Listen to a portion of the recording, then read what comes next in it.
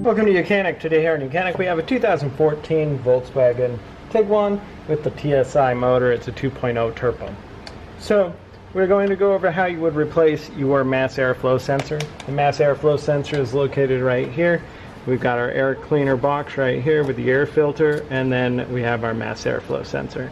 So to be able to replace that sensor, first we need to pop this clip, and you just pop it by pressing something in there and pulling back on it, being careful.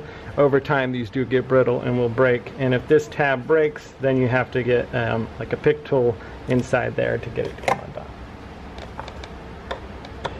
Then you'll need a security type T25 to be able to get these screws to come out.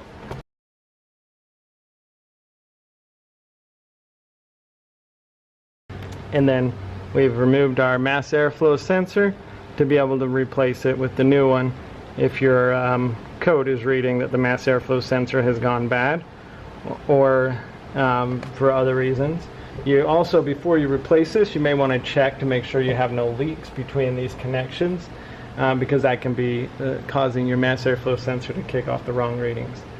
So when you've gone through and done any of that, then you'll get your new mass airflow sensor and put it back, or put one back in. And they do make a cleaner, a mass airflow sensor cleaner. It's a 50-50 whether it's going to work or not work. So you're just as easy to just replace. So we'll replace the mass airflow sensor just by installing it in the slot there, installing the T25 screws and tightening them into place.